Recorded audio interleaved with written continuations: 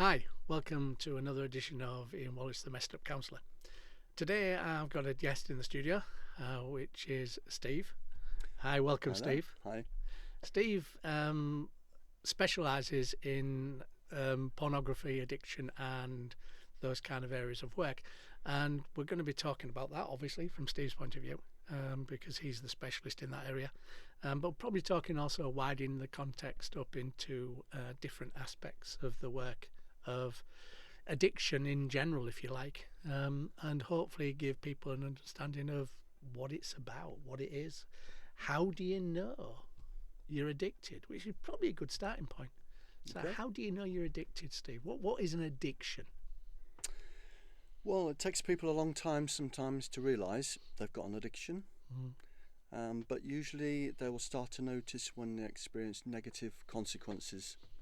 So there'll be an impact on their work, their relationships, their health, and other aspects of their life will start to suffer. How would they see that in real life? The negative consequences. What might be happening for them? Well, typically they will start to probably isolate from partners, from family. Their work performance will start to decline because they don't have the energy or the concentration. Sometimes they might lose money and start to get into debt. I mean, the consequences are very diverse, obviously. Yeah, yeah. But that will affect presumably relationships around them. Very much so, yeah.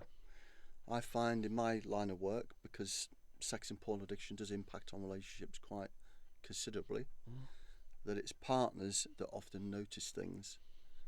They discover things or they have suspicions, and they will then nudge their partner to go and seek help. Yeah, yeah. And I suppose that comes with, certainly with anything to do around sex, comes with shame, embarrassment, and guilt. Yeah, very much so. Yeah, and I think that's one of the reasons why people stay in denial for a long, long time, because it's very difficult to face up to, what you've been doing, and the effect it's having on your life. Yeah, yeah. And I guess, partners who have people that they intimately connect to in a relationship, that presumably makes it really awkward for them to have a emotionally intimate sexual relationship sometimes. Do you mean for the addict? Yeah. Yeah, very much so. Yeah, I mean, this is one of the things that partners notice. They notice that their addict partner or potentially addict partner is perhaps withdrawing a bit from communications and being less intimate, getting involved much less with activities with the children, if they've got children. Um, there might be a lot of unaccounted for time where they're not around. So partners notice this sort of withdrawal sometimes. Mm, yeah. And I suppose in some senses that withdrawing, they will see that as them not interested in their partner, which might not necessarily be the case. Yeah, you've hit on something there. So with sex and porn addiction, there is a what we call a huge sensitization to particular forms of arousal. Mm. So that takes the attention away from the regular physical relationship. So yeah, there's a lot of natural biological disinterest in regular sexual relationships, Mm. because the porn or the acting out online, cyber sex, webcamming, and so on, it just overtakes the arousal system. Mm. Yeah, yeah. So they kind of need more and more stimuli to get Yes. aroused. Yeah. Yeah, I Yeah. understand that. And I suppose that's a really hard word to take on board, addict, isn't it? To see yourself as an addict or to hear that word. Yeah. I mentioned the word denial earlier. This is a very big factor that stops people from seeking help. Somehow uh, their addict brains convince them that there's not a problem as long as other people don't know about it, and they function okay, and they hide what they're doing. they can convince themselves, or the addict part of their brain convinces them that, yeah, it's all right. There's not a major problem here. But there are limitations, and eventually the negative consequences kick in so hard that people are eventually pushed into getting some kind of help, or they mess up in some way, consciously or unconsciously, and somebody discovers it. Most of the time it's a partner, but unfortunately sometimes it's also an employer, or the police, or vigilantes. So sex and porn addiction is a dangerous game for people who are deeply into denial. Absolutely, yeah. And as you said, it only usually gets worse and worse and worse until it comes off the rails in some way, shape or form. It does. There is an escalating factor, and if we consider that most sex and porn addicts start when they're about 11, 12, the onset of puberty, a curiosity about sex, they find a magazine. Nowadays they'll discover the internet, of course, and it takes off from there. So I'm meeting new clients who are now in their sort of mid to late 30s who have been doing this a long, long time.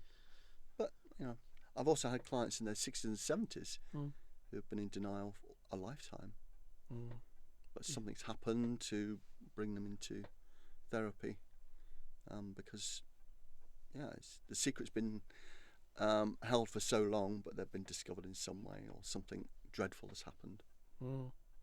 Yeah.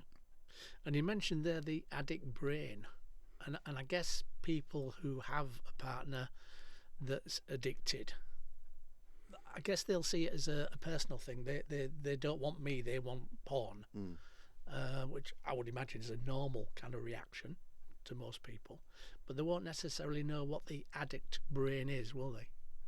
Can you say a bit more about that? Yeah, so you're quite right. A partner will usually see these behaviours as a rejection. They're not good enough, they're not attractive enough anymore, and any form of sexual acting out is in effect for a partner an affair. It's the same kind of violation of the intimacy. So we wouldn't expect partners to understand the science of addiction and the neuroscience behind it. We have to help partners work through the trauma of discovery, and find their own way with this big change in their life now. I do offer partners brief work, a session, maybe two at most, before I refer them on to get their own help. But I do try and help them understand that this is not about them. They're 99.9% of the time not the cause, and it's important for them to know that, understand that. And I do help them answer questions I have about why is my husband, boyfriend, girlfriend, why have they been doing this for 10, 15 years? And explaining some of the science can help. Yeah, I guess so. And I suppose that partner finding their own way of supporting themselves whilst you're working, because I would imagine your kind of work with addicts is not short-term work, in the sense that it's not a couple of sessions. No. So how long really kind of would it take to understand it, work with it, get to a process of being in control of it, in your experience? If we were to look at averages, I'd say it's between 4 and 7 months to get into an early recovery. And then it's usually at that stage up to the client to go off and manage things independently with the tools that they learn in the therapy sessions. You can probably understand that an objective of mine and my work is not to keep clients forever. No. It's important that they learn to manage this and take responsibility for their behaviours and not rely on a therapist. Yeah, probably 4 to 7 months. Within that period, people are usually in a safe place. Yeah. And I suppose if their partner can get that support, that's invaluable for them to kind of hold them, if you like, in a process of somewhere to go, somewhere to talk about. Because again, there'll probably be that shame, embarrassment Yeah. process. Can't talk to my friend about it, or my family, or whoever. So I suppose having the partner getting their own support is helpful. Yeah, the partner aspect of this, if the addict is in a relationship, of course, is as critical, if not more critical, than work for the addict. Usually, an addict commits to the work, they take responsibility, they want to make big changes, and I think this is often a product of people now knowing it's not a secret anymore, and they want to take responsibility and do the right thing. Yeah. So they're usually ready to get into recovery. Often, to use a client's words that I often hear, they want to move on, move forward with their lives. For a partner, it's just not that easy. This is a huge trauma, and yeah, they benefit a lot from support. But obviously, it's not for me to tell them to get support. No. I can only encourage. Addicts themselves can only encourage their partners to get help. But it's a difficult one, because some partners feel, oh, why should they be getting help? This is not a problem they've created. No, it's just a problem that they've become aware of or connected to. Yeah, Yeah. but it deeply affects most partners, and the trauma is likely to be more long-lasting if they don't seek out help. And I suppose that can help if they are in a couple relationship. That can help the couple, because if the partner understands it a bit more and is being supported, then they're probably going to be more able to connect to the relationship. Yes, I mean, obviously all partners are different. Some are stronger, some have a broader outlook on things. They recognise that being addicted to porn is not the same violation of intimacy as perhaps having an affair is. But other partners, they really struggle with it, understandably. Yeah. But if they are generally a little bit more sensitive to relationship dynamics, then they're going to be hit harder. Yeah, which is really destructive, isn't it? Very destructive. This is the thing about addiction. It's both self-destructive for the addict, but it eventually has an impact on the people around them, their partners, their children, friends, family. Where the secret is shared with family, there's like a ripple effect, and it's very difficult. Because I suppose some people would see a sex addiction as possibly more like paedophilia or those kind of things. People kind of extend that, what they think it might be or where they think it might go to. Does that make sense? It does, yeah. I think there's a lot of social ignorance about sex addiction and porn addiction. Probably there's a lot of ignorance about most addictions, to be honest. The way we as professionals understand addiction is that it's a symptom of something else underlying for that client. Something's happened in their childhood. It's a trauma in their past. Maybe they struggle with other conditions like anxiety or depression, or have fragile self-esteem, and they will then turn to addiction, whatever kind of addiction it is, to self-soothe and self-medicate.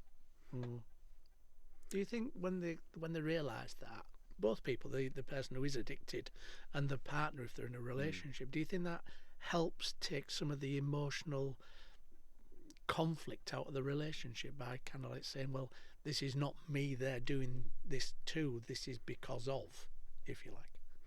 Yeah, many partners eventually, once they've come through the emotional shock, and they can think more rationally, if you like, about what's going on, they start to see that actually their partner is in some way vulnerable to these things, and then partners will develop more empathy for what's happened. But just to come back to your point earlier about the social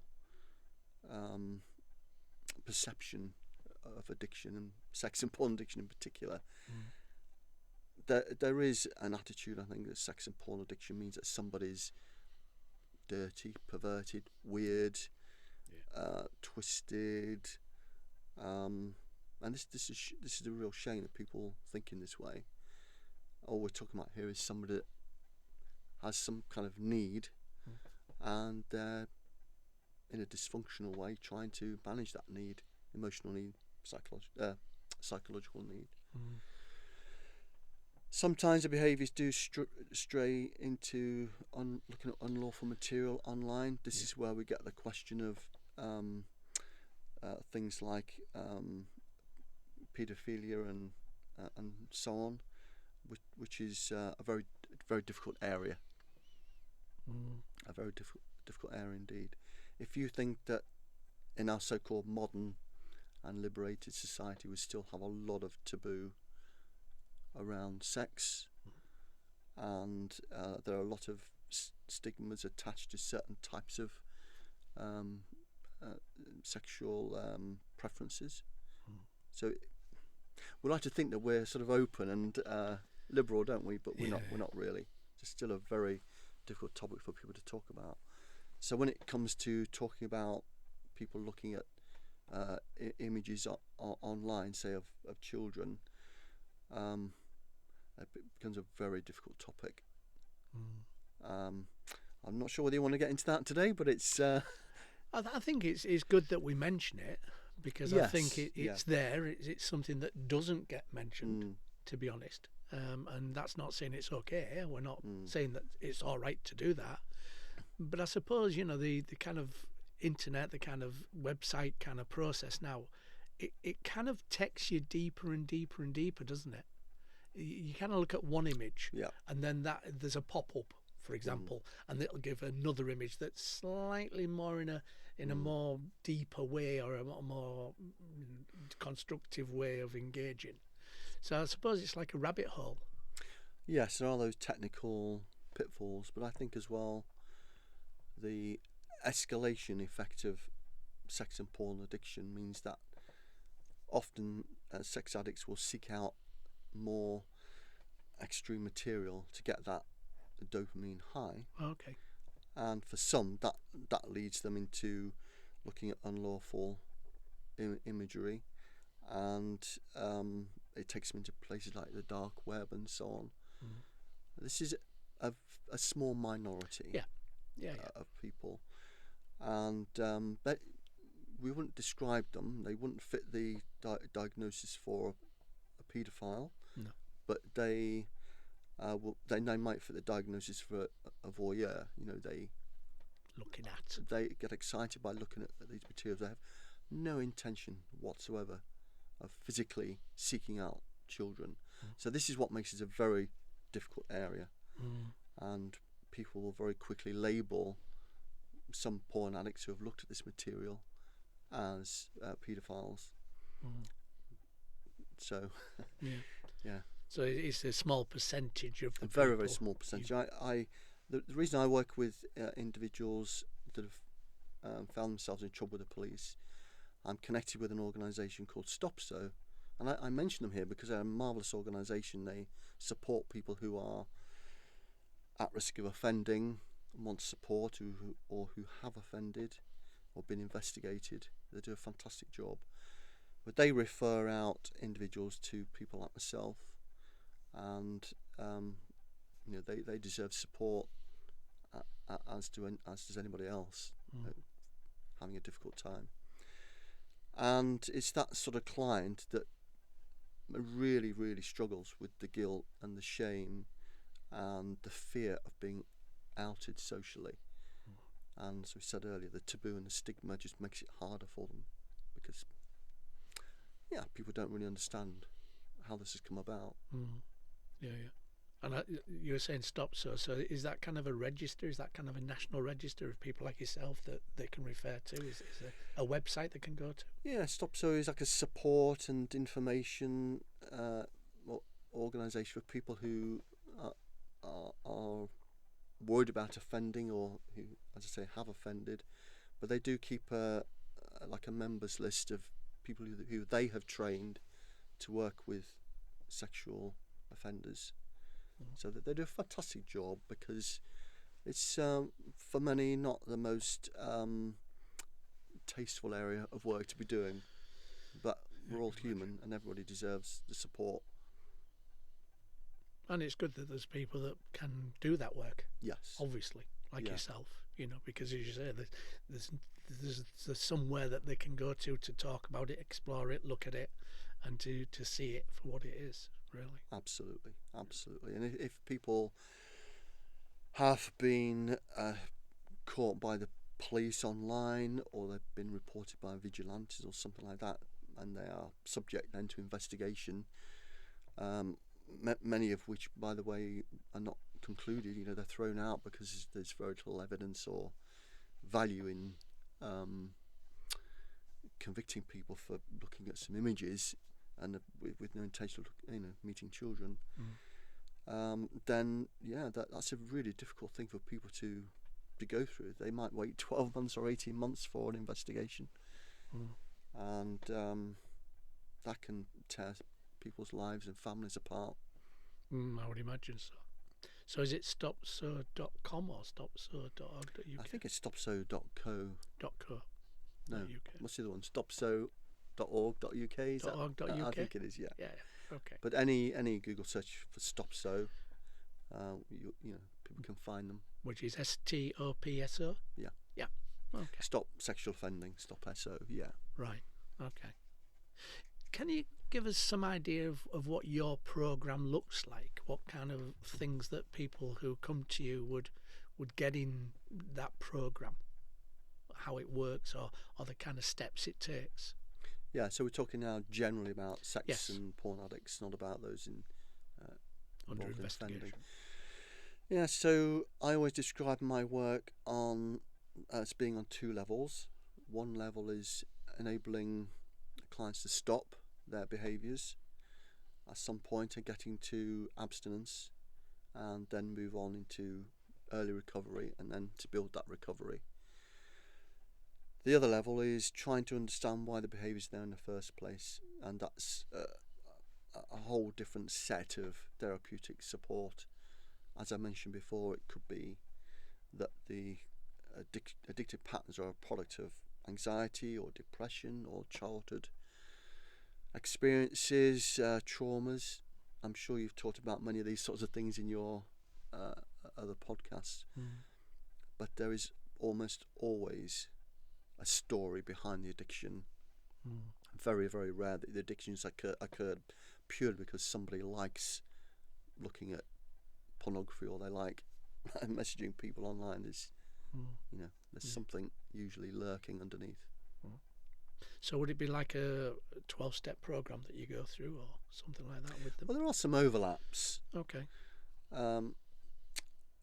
In my work, I suppose you describe it broadly, if we're thinking about the stopping work, as CBT work. So we're working on changing behaviours, changing thought patterns, putting new routines in place, a new lifestyle in place.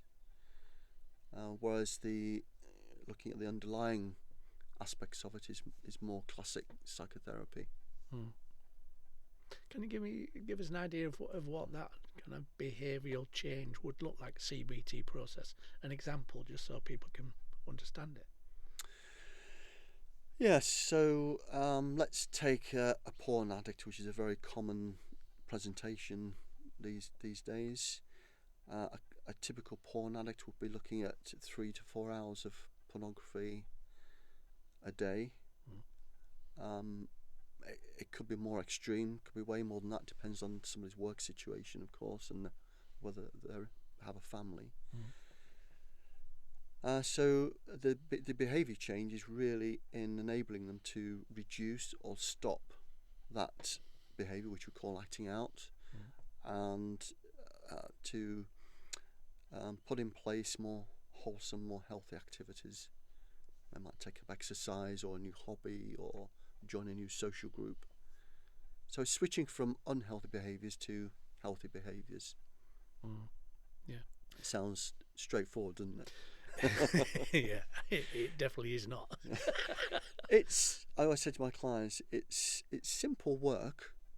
The steps are very straightforward and clear and obvious. Doing it is not quite so easy.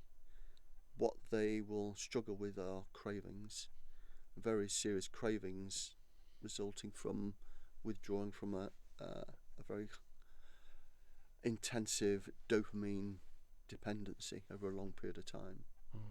So a lot of the focus initially is on managing cravings. Usually that will involve engaging in some kind of distraction technique. So take up walking. I've had clients who have taken to online chess, or they've started meditating or taken up yoga. The list would be very, very long if I said what people found helpful as a distraction. Yeah. But just doing something else when the cravings come on is a starting point. Yeah. So they change that behavioural process into something that's productive instead of destructive. Yes, but what they're doing, importantly, is reducing the amount of dopamine dependency and gradually bringing that level down over time. It could be, I don't know, 5 to 6 weeks before they're really appreciating that they feel different. Some sooner, some a bit longer, but I find that's about the average. They're starting to get more in control, and the distraction techniques will come more easily. Whenever I work with a person whose partner has been addicted in any way, shape or form, really, sometimes they kind of think, well, I need to take control of that aspect of their world. So, if they're addicted to porn, well, I don't let them have a phone. I don't let them have a laptop. I don't let them connect to the internet. I don't know whether or not, obviously you can give me an insight into this, but for me that doesn't necessarily, taking control of the entrance to the addiction doesn't necessarily help the addict, does it? Not particularly. In fact, to step back a bit from your question, look at the broad span of it. We wouldn't expect a partner to be getting involved. Partners sometimes do have this natural inclination to try and control things, police things, but it puts on them extra pressure at a time when they need all their energies to focus on managing their own trauma from the discovery. But it's down to the addict really to take responsibility, to take ownership of this. It's important for partners to see that they're doing that. Sometimes sex and porn addicts really struggle so much with their cravings, and they keep lapsing and relapsing, that to take away the internet is the only answer. The technological controls are a sort of a last fallback, but even there they have to be switched back on gradually because an addict has to get back to normal life and normal living. And I suppose if the addict's been involved in that decision process of taking away the internet, that's healthy. If they've been told they can't, it might not be, in a sense of not having control of their choice. Does that make sense? Yeah, at all steps in this sort of treatment work, it's about collaboration with a client and developing ownership in their recovery program. It's not for me, and it wouldn't work anyway, to impose and to set rules and so on. In fact, the first piece of work that we do as part of the stopping work is setting boundaries, and that's down to the client. What are you going to stop doing? What are you going to introduce in your life that's more healthy? And let's stick with those boundaries. Because I suppose if they're engaged in those choices, then they're more going to be engaged in getting through this process of weaning off the addiction whatever that might be. It's going to be more meaningful to them, isn't it? If they have set their own boundaries, they're being responsible for themselves, they're being true to themselves. And most addicts want that. They want to get back to being in control of themselves. Yeah, I suppose at some point they find they're not in control. Yeah, I kind of relate it to a want and a need. If I need it, I'm not in control. If I want it, I am in control. Yes, if there's a choice. Yeah, there's a compulsion if there's a process. And I suppose, for the partner, if they do take control of that choice, then the addict probably is going to feel resentful and not necessarily want to engage in the process. They might pay lip service to it. They might say, oh, yeah, that's okay. But they'll be trying to find ways around that, I would imagine. Yeah, I mean, obviously all recovering addicts are different. Some feel so distraught about the damage they've caused to their partner that they are willing to hand over control and meet all their partner's requests. That's okay up to a point, but as I said, we don't want to put pressure on partners to provide the means to recovery. That's not their role. Yeah, they don't need to police it. They don't need to police it. There's a method that I learned many years ago on the training, which I was very grateful for, which is called the 3 C's. So a partner needs to know that they haven't caused this addiction, they can't control it, and they can't cure it, because these are things that partners often feel they should be doing, and absolutely not. Yeah, because even if they have a way of wanting to save, wanting to protect, then those 3 C's might come involved, won't they? Absolutely. Absolutely. Yeah. It's understandable to want to be caring for your partner, and or on the other hand, want to control them because you don't trust them. But that does take inner resources and energy to do at a time when a partner needs to focus on their own recovery. It's difficult, isn't it? It's very difficult. It's very difficult to guide and sometimes advise a partner because they've been hurt so much, and it sounds like we're trying to control a partner, but really all we're doing is trying to support them in the best way. The motivation is right, but the execution might not be. At a very, very difficult time. Yeah. Is, in your experience, after the many years of working in this area, is the life after addiction, porn addiction, sex addiction? Can couples come through it? Yeah, you'd perhaps be surprised to know that in my, let me say, limited experience, because I'm not the all-world expert on this, but most couples don't separate. Most stay together. For some, the recovery is 3 to 6 months. For others, it's 18 months, 2 years. So, yeah, and that surprises me actually. Still, that couples do work through this, and I suppose affairs and other infidelities in relationships are quite common, and people do manage to work through them successfully. Perhaps on the understanding that we all have our weaknesses and make mistakes sometimes, and we do our best to put it right again. It's a big sacrifice, a relationship, if you think about it, for these types of behaviours. But having said that, I'm very sensitive to the hurt that partners are caused. Indeed. So that model that you kind of utilise, do you think that's the most effective, i.e.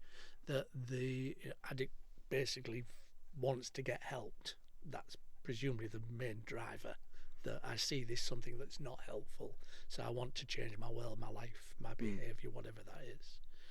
That them doing that work with you, and then their partner, if they're in a relationship, gets support themselves to kind of cope with, hold that process until they're at a stage where they're okay. And then maybe I don't know, do some reconnective couple work, if you like. Yes. Yeah. You think that's the best model? Yeah. You got it in one. It's the ideal process here, recovery process, is that the addict gets into a robust recovery. We're usually looking at a minimum of 3 months of abstinence, but I'd say a good sound recovery is beyond that, maybe 4 to 6 months. Ideally, a partner receives support of their own.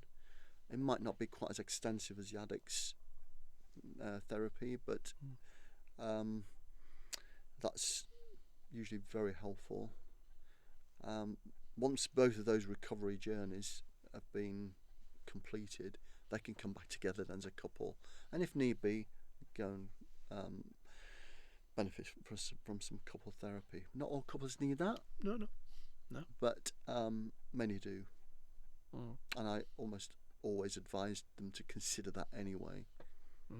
Yeah, to kind of do that rounding off, bringing together. Yeah.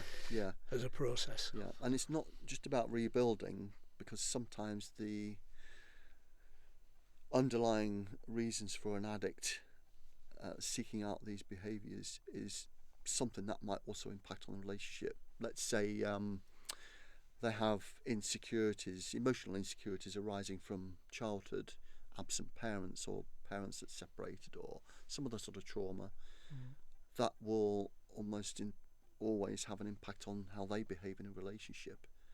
And for example, rather than talk about their problems and issues with a partner, they will isolate and go off and look at porn. This is a very classic scenario. So getting a couple back together again will also be about how can you, as somebody who isolates yourself, talk more. How can you learn the skills of communicating, get over the fear of sharing things? So, but you'll know about that. You're doing a couple work. Well, yes, it is one of my areas of speciality. Yes, and I've found when there's been a secret, whether that's an affair or there's been gambling or whatever, if the couple have worked through that to separately but then together in couple work, it tends to have a much more connected relationship. It tends to be a better relationship when they come through that process. I don't know if you feel the same way. I wish I could say more on that, but for the best reasons, I don't see my clients at that stage normally. One or two come back, and from that I know that the relationship is still going on, and they've taken responsibility for their recovery. They've maybe had a lapse, found themselves looking at some imagery online one day and thought, oh, right, I really must do something about this, which is good. They've come back to work through it. But I think the couple rebuilding and dealing with anything underlying there is important work, very important work. But it can make a relationship stronger. It sounds a bit corny to say that. Oh no. Yeah, but the one thing that this sort of discovery or disclosure does is just opens up things that were closed before. That conversation, that dialogue, that sharing. Yeah. So a partner would know more about the addict's emotional or psychological makeup, what's going on for them, because they've never shared that. They've always dealt with it by venting or medicating through, say, porn.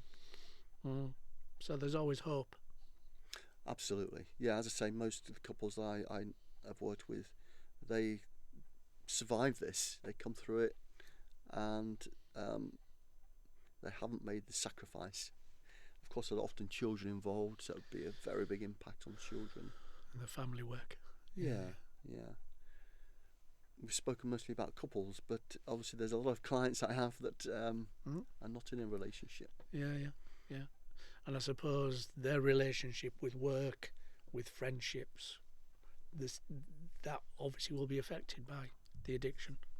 Time they've spent doing it. So they might find that they're logging on online when they're at work, for example, and their employer might find a connection through their own internet, IT processes. Yeah, sometimes I do, but With the new way of working now, hybrid working or working from home, I think there has been an upsurge in people accessing pornography. If I judge by people coming to me now and saying, well, I work at home, so I have this opportunity, and I get a bit fed up at work, or I get a bit stressed, I turn to pornography because I find it relieving, or in some way de-stressing. So there is that. But people who are not in a relationship, these behaviours block relating. Everything seems to focus internally all the time, and they're not out meeting people, so they're not going to find relationships very easily. Maybe that not being in a relationship has been part of the underlying cause for the addiction. That sounds a bit like self-harm. I think addiction is a form of self-harm. Yeah. Absolutely. Yeah, it's very self-destructive, can be very harmful. I think sex and porn addiction is probably one of the least medically harmful addictions. But if you think about substance addictions, incredibly harmful from a medical health perspective. Yeah. And I suppose looking at the wider aspect of addictions, I know which you don't specialise in, with addictions with drugs and alcohol and those kind of things. But there are some overlaps, aren't they, by the sounds of it? Yeah, I think the neurological process is common to all of them, in that the brain is struggling to deal with something, so it searches out some form of self-soothing or self-medication. So for some, alcohol helps them to numb the emotional pain. For some, it's drugs. For others, it's gambling. The arousal and the stimulus they get from that anticipation of winning. For others, it's sex and porn. And I think actually luck and chance play a big part in this. So for many of my clients, they were at an uncle's house and they discovered that uncle had some magazines under the bed, or but for others, they'll discover access to alcohol, maybe introduced to it by their peers. Yeah. So in working that process of self-awareness, if you like, there can be a lot of, I don't know, people say to me whenever I've worked with any kind of addictive process, and I don't specialise in it, as you know, but they kind of say that if it was shopping addiction, for example, buying things, they buy the thing and they get excited about going to buy it, but then they put it away and they never look at it. It's that process of that heightened anticipation, that dopamine kind of process in your brain. But once you've got it, then it doesn't give you the hit. No. So it kind of like it raises, and then dum. Absolutely. And then you need more and more. Yeah. Which is why people buy more and more expensive gear and more clothes, or take more and more drugs, or drink more and more alcohol. Yeah. Is that your experience? Absolutely. Yeah. I mean, you've hit the neuroscience on the head there, because dopamine is central to all addictions, and it's particularly significant in sex and porn addiction, because sexual arousal gives us one of the highest hits of dopamine. So if you consider the intensity of pornography, where you can look at pretty much anything, and the supply of it is endless, so the anticipatory and the aspect of it, and the novelty, is perfect for dopamine. But of course, we've always had dopamine. Once upon a time, it helped motivate us to go and find food and survive. But it's just got misappropriated now into unhealthy things. And which is society, isn't it? We have more and more opportunities to do that, aren't we? Really. Yeah, we're very much about consumption, aren't we? And we get our thrills from buying new, often things that are unnecessary, status symbols, and sometimes this can be the underlying factor for an addiction, because people don't feel that they're successful unless they've got a nice house, a nice car, go on nice holidays. Mm. And if they see their peers doing this, then it leads to a lot of self condemnation, and this gets people down. This is why people experience anxiety and depression in our society, because they're not living up to what they think is the standard. Yeah. And I suppose if they're doing that buying or taking or seeing, that kind of raising their anticipation, raising their heightened levels of dopamine, the down on that for a lot of things. I mean, maybe not with buying clothes or buying items, but certainly with taboo subjects like sex or drugs or things that are seen to be not right. I suppose that disgust of self, in a sense, once they've got to that point, kicks in as well, which might feed it even more. I don't know. Does that make sense?